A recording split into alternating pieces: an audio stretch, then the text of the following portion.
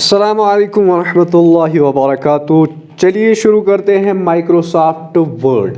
आज की क्लास में हम माइक्रोसॉफ्ट ऑफिस के बारे में जानेंगे और माइक्रोसॉफ्ट ऑफिस के साथ साथ हम माइक्रोसॉफ्ट वर्ड को स्टार्ट करेंगे। What is Microsoft Word and what are the advantage and disadvantage of Microsoft Word, और साथ में हम ये देखेंगे कि what actually Microsoft Word does. तो ये तीन चीज़ें हमें इंशाअल्लाह इस पूरे सेशन में पढ़ेंगे।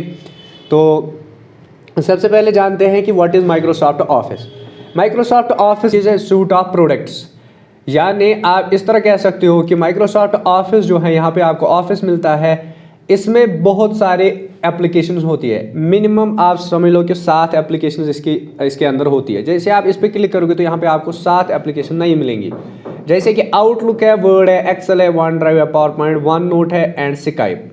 ये सारी जो है, ये सारी 7 सॉफ्टवेयर जो है, 7 सॉफ्टवेयर किसके हैं? माइक्रोसॉफ्ट ऑफिस के। यानी जो माइक्रोसॉफ्ट कंपनी है उन्होंने माइक्रोसॉफ्ट ऑफिस बनाया और उसके अंदर जो है 7 एप्लीकेशन मिनिमम। उसके बाद इसमें और भी है, जैसे माइक्रोसॉफ्ट टीम्स जो मैं पिछली क्लास में उनको बोल रहा था, इसी तरह माइक्रोसॉफ्ट एक्सेस है, और इसी तरह जो है और भी 1-2 सॉफ्टवेयर है शायद, तो वो भी इसके साथ ऐड है। तो एक्चुअल में आप बस ये कहोगे कि Microsoft Office is a suite of products which contain multiple softwares या मल्टीपल प्रोग्राम्स ऑफ माइक्रोसॉफ्ट। ठीक, उनमें फिर एग्जांपल्स के तौर पर आप बोलोगे Outlook, Word, Excel, OneDrive, PowerPoint, one notebook, Skype, Teams, Access. ठीक है, तो इस तरह आप बहुत सारी चीज़ें इसके अंदर आती है। अब सबसे पहली जो एप्लीकेशन इसमें आती है दैट इज माइक्रोसॉफ्ट वर्ड। ये हम पढ़ते हैं सबसे ज़्यादा और इसके ऊपर हम ज़्यादा जो है काम करते हैं। तो अब यहाँ पे हमें जो सबसे पहला सॉफ्टवेयर पढ़ना है दैट इज़ माइक्रोसॉफ्ट वर्ड। तो व्हाट इज़ माइक्रोसॉफ्ट वर्ड, अब हम देखेंगे इसी को। तो इसको हम ओपन कैसे करते हैं?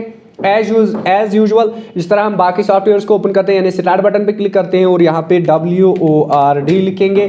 तो जैसे हमने वर्ड लिखा उसके बाद इस पर क्लिक करेंगे तो यहाँ पे हमारे पास माइक्रोसॉफ्ट वर्ड जो है वो ओपन होके आपके पास आ जाएगा।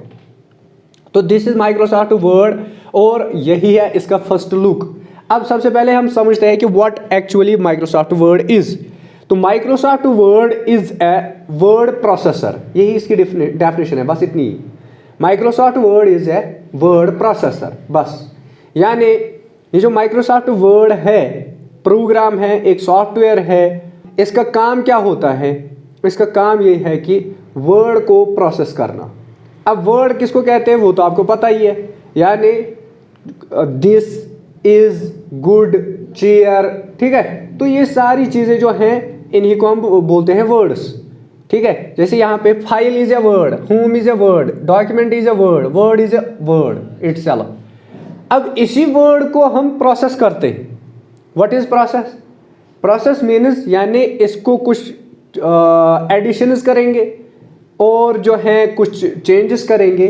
तो after we apply the changes to it to the particular word, it becomes something different, or we can say it becomes designer, or you can say that it becomes graphical। समझ आ रही है बात?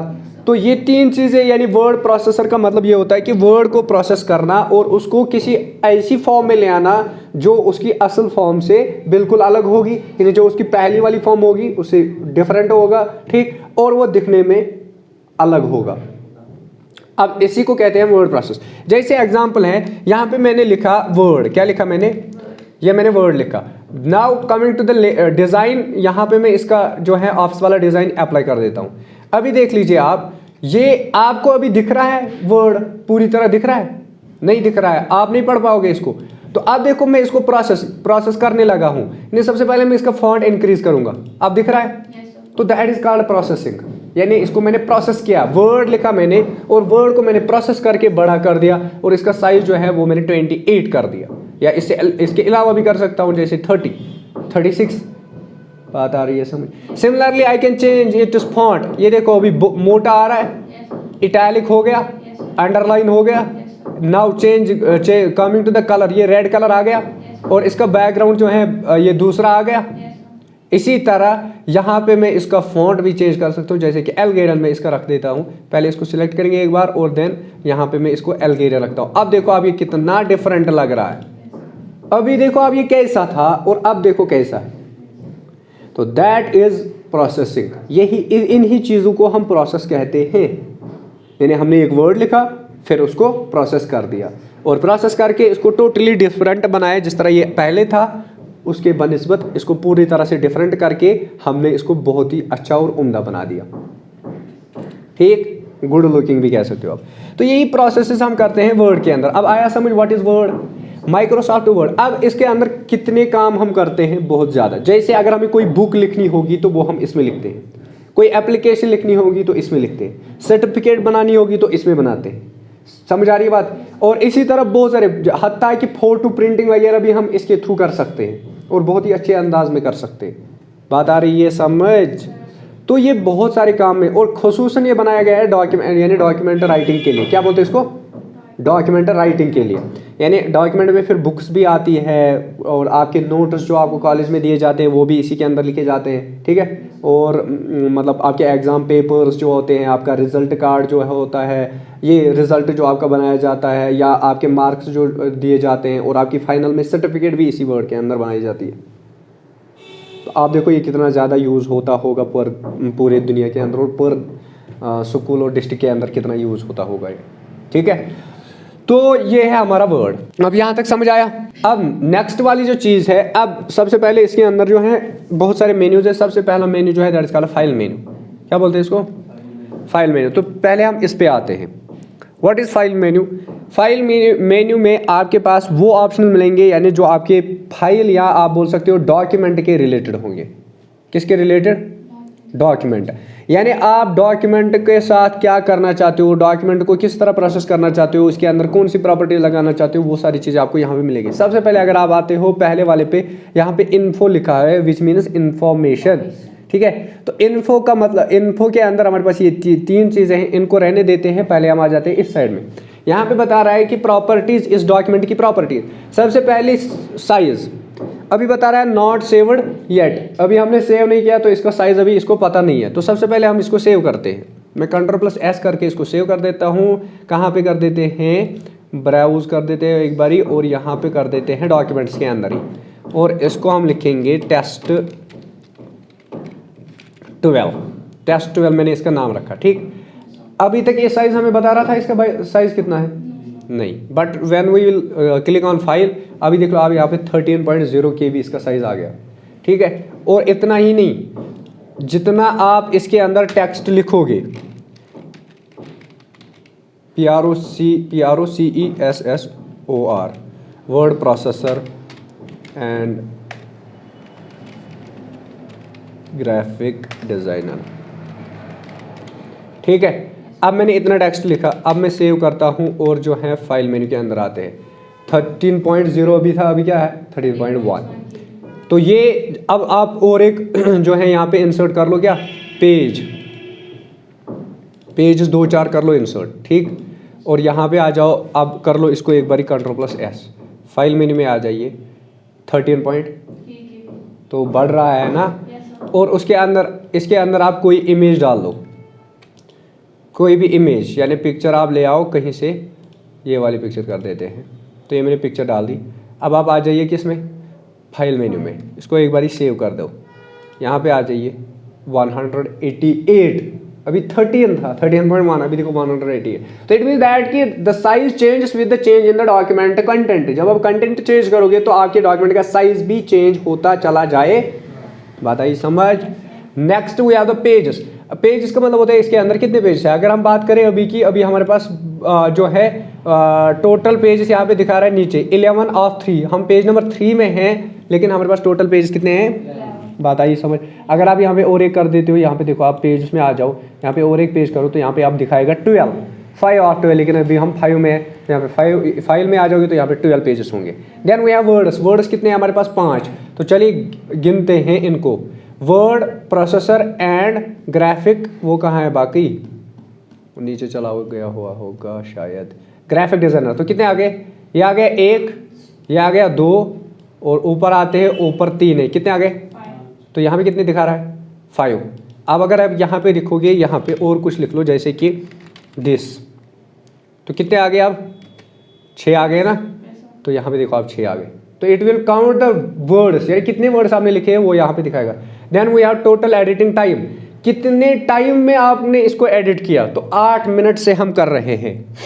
ये देख लीजिए, आप रिकॉर्डिंग भी check कर सकते हो। अभी 11 मिनट हुए, 11 मिनट पहले हमने 3 मिनट यूज़ किए थे इंट्रो के लिए, तो देन 8 मिनट्स में इसको ओपन कर रहा हूँ। अब देन ये we have the title, title का मतलब है कि इस डॉक्यूमेंट का हम टाइटल क्या रखेंगे, तो that is up to you. यहाँ पे आप चेंज कर सकते हो, जैसे कि यहाँ पे रखूँगा माई डॉग, क्या रखूँगा, माई डॉग। देन टैग, अगर इसमें टैग करना, टैग्स भी लिखना चाहते हो तो टैग भी लिख सकते हो, किसी का नाम वगैरह, जैसे कि यहाँ पे लिख लीजिए किसका नाम, सलाइस का, मेरे सामने यही पड़ी हुई है। तो इसके अंदर अगर आप कमेंट करना चाहते हो, यानी ये डॉक्यूमेंट किस लिए है, इसको ओपन कब करना है, क्या कोई खास चीज़ इसमें लिखनी है, तो वो आप यहाँ पे कर सकते हो। Then we have the related dates, related dates का मतलब होता है यानी इस डॉक्यूमेंट के साथ कौन कौन सा डेट, यानी किस डेट पे इसी के साथ क्या हुआ है। लास्ट मॉडिफाइड आज ही हुआ है 11:41, अभी हुए हैं 42।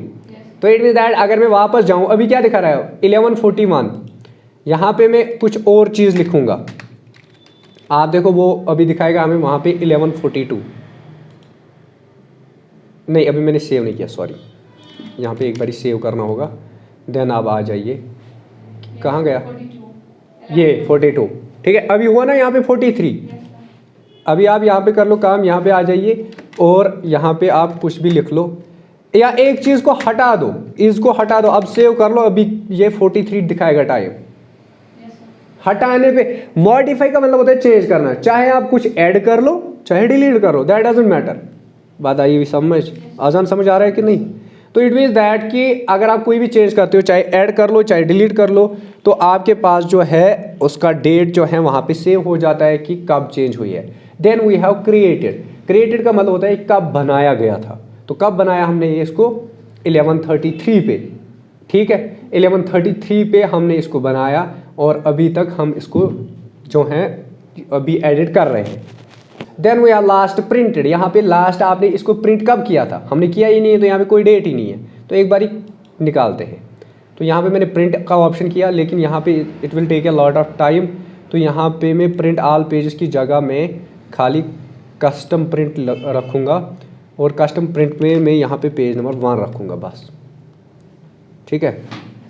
अब मैं प्रिंट निकाल देता हूँ इसको, तो ये प्रिंट हो गया, ये मैंने सेव किया, हो गया प्रिंट, ठीक है। अब हम यहाँ पे आएंगे तो लास्ट प्रिंटेड टुडे एट 11:44, बात आई समझ, है ना easy. Then we have related people, related people का मतलब होता है यानी इसके साथ किस किस ने क्या किया हुआ है, तो ऑथर मैं खुद हूँ क्योंकि कंप्यूटर मेरे नाम पे है। देन लास्ट मॉडिफाइड बाई, किसने चेंज किया है, मैंने किया, ठीक। अब आप बोलोगे सर जब भी अगर मेरा सिस्टम यहाँ पे है, आप आओगे आप इसको अभी चेंज करोगे तो ये क्या दिखाएगा, किसने चेंज किया है, मेरा दिखाएगा ना।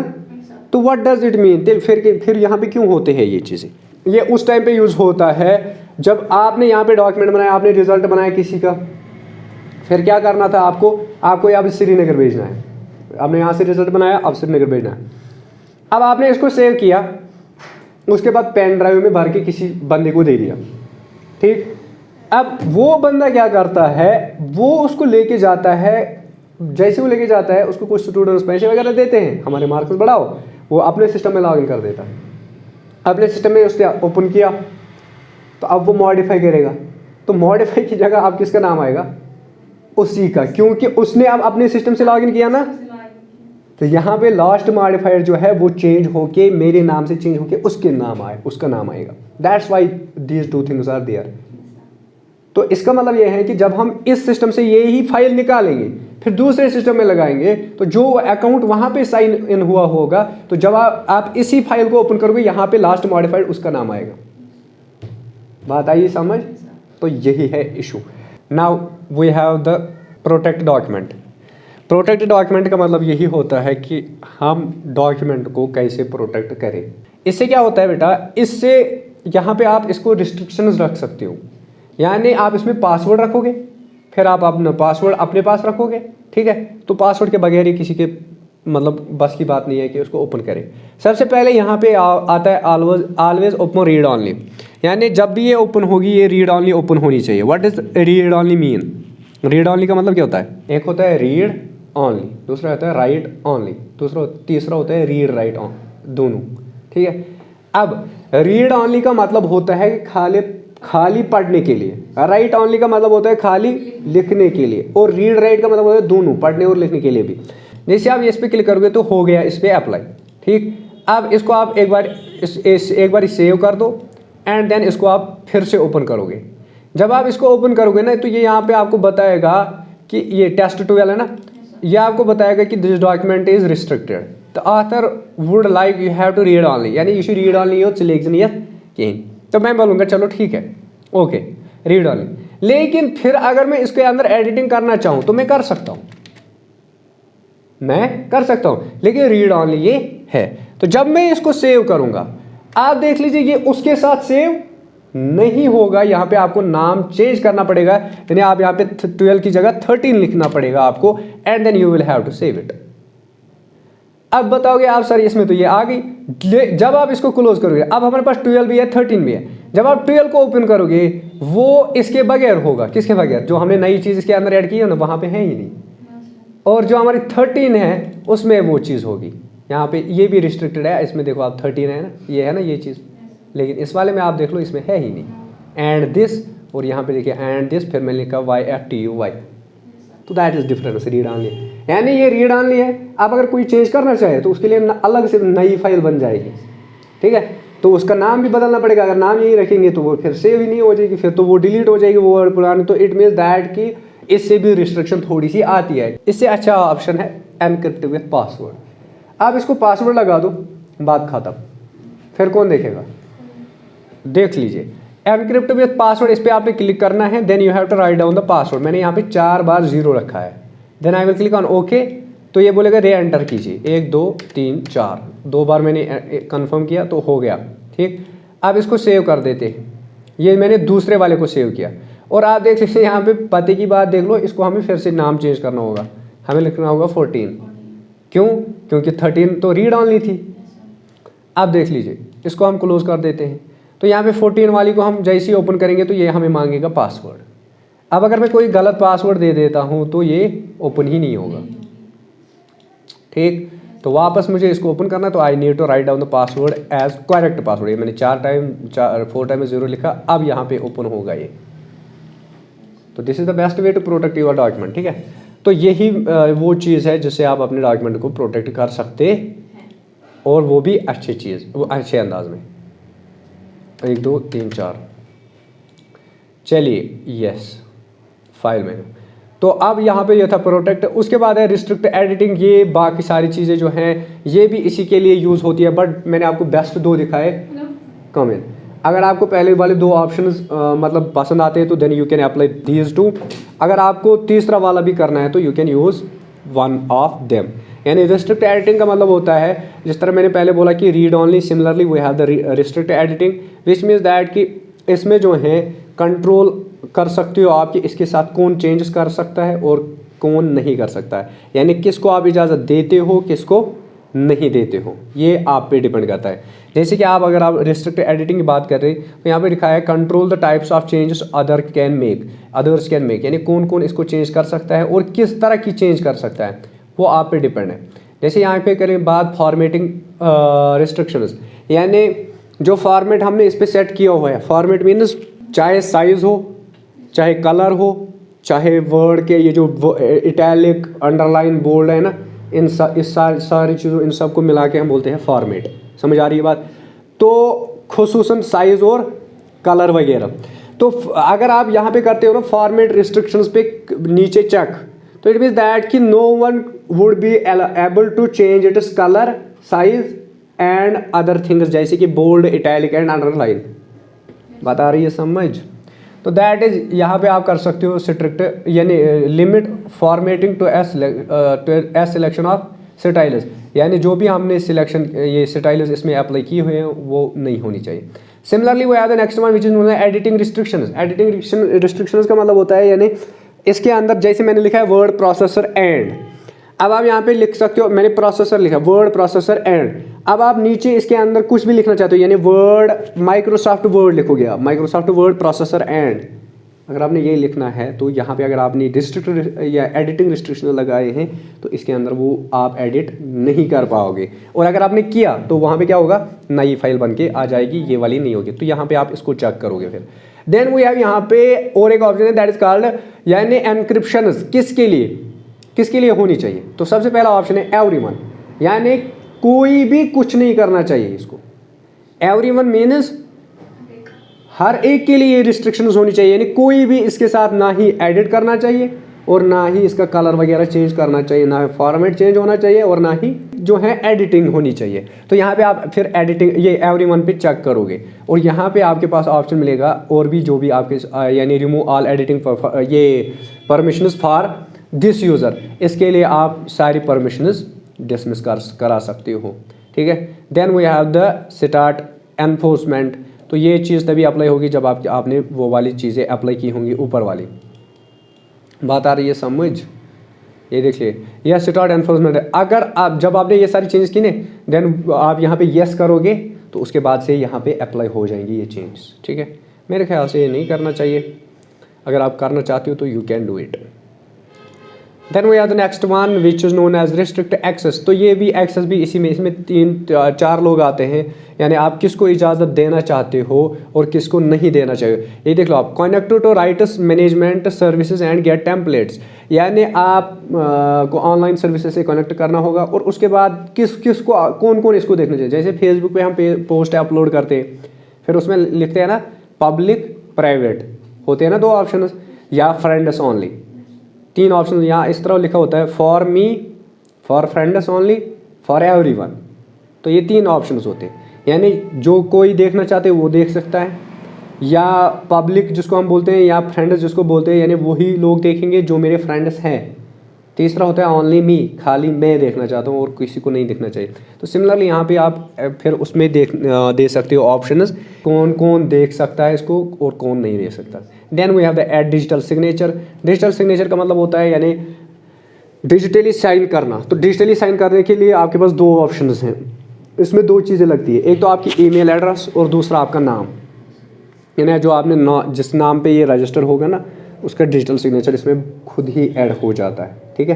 तो अगर आप करना चाहते हो तो then you will have to click on this thing, but this one is right now invisible because we have save this one as restricted, that's why it is not showing us the option to add these। पहले हम यहाँ पे एक बार आते हैं और यहाँ पे डिलीट कर देते हैं इनको। अब आते हैं वापस वर्ड में और यहाँ पे हम आते हैं किस में, फाइल मेन्यू में और इंफॉर्मेशन में, और यहाँ पे आएंगे इसमें। आगे आप डिजिटल सिग्नेचर, इस पर आप क्लिक करोगे। Before you can add the digital you must add document, पहले इसको सेव करना होगा। तो यहाँ पे हम रखेंगे माई डॉक 1 सेव। अब आप देख लो यहाँ पे आपको मिलता है यानी क्या क्या होना चाहिए। सबसे पहले कमिटमेंट टाइप, तो ये किस टाइप की होनी चाहिए, तो यह आप यहाँ पे सेट करोगे। पहले हम यहाँ पे लिखेंगे this is simple test document, CUMMENT document. ठीक है। तो ये हमने यहाँ पे टेस्ट डॉक्यूमेंट रखा।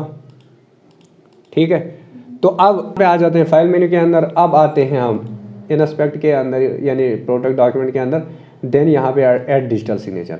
अब यहाँ पे ये इसको कमिटमेंट टाइप इसको आप रहने दो। तो यहाँ पे आ जाइए purpose for signing this document, यानी क्या वजह है आप इसको साइन करना चाहते हो। तो यहाँ पे आप लिखोगे रिस्ट्रिक्टेड, RISTRECTED।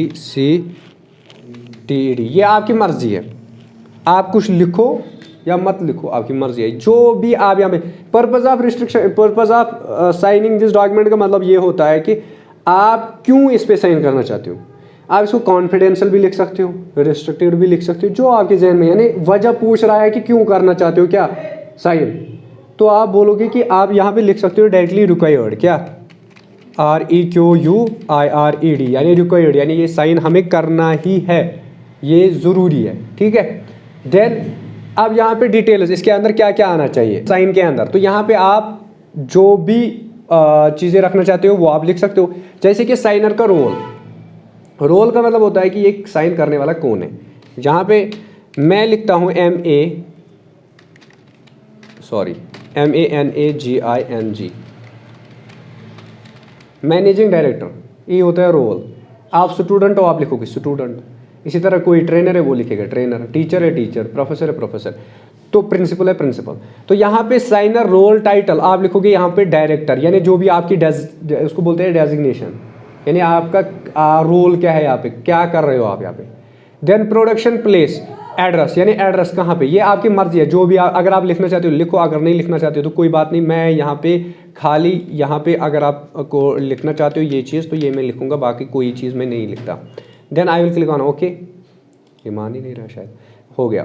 तो ये चीज़ें हमने, अब देखो साइनर एज आदिल तादरी, यहाँ पे मेरा नाम क्यों आया, मैंने कुछ लिखा, मैंने वहाँ पे लिखा कुछ, मैंने बस मैंने लिखा मैनेजिंग डायरेक्टर, तो यहाँ पे मेरा नाम क्यों आ गया, because the software is mine and I am the managing director of the institute. So when I click on sign, आप देखो यहाँ पे आएगा your signature has been successfully saved with, आप डॉक्यूमेंट के साथ आ गए। अब आप ओके कर लो। तो यहाँ पे हमने सीखा फाइल मेन्यू के अंदर जो प्रोटेक्ट डॉक्यूमेंट है, इसके अंदर जो डिजिटल सिग्नेचर, तो यहाँ पे मार्क एज फाइनल जो अभी हम कर रहे थे ना, जब हम सिग्नेचर करते हैं तो उसी को बोलते हैं मार्क एज फाइनल भी। यानी हमने साइन, देखो आपने कोई डॉक्यूमेंट लिखा, नीचे आप उसके बाद ही साइन करोगे ना कि पहले करते हो। जब आप डॉक्यूमेंट रीड करोगे, सारा कुछ देखोगे, उसके बाद आप नीचे साइन करोगे और मार्क एज फाइनल। जब आप साइन करोगे तो दैट मीन्स कि this form is marked as final, यानी ये फाइनल हो चुका है, अब इसमें कोई एडिट नहीं कर सकता।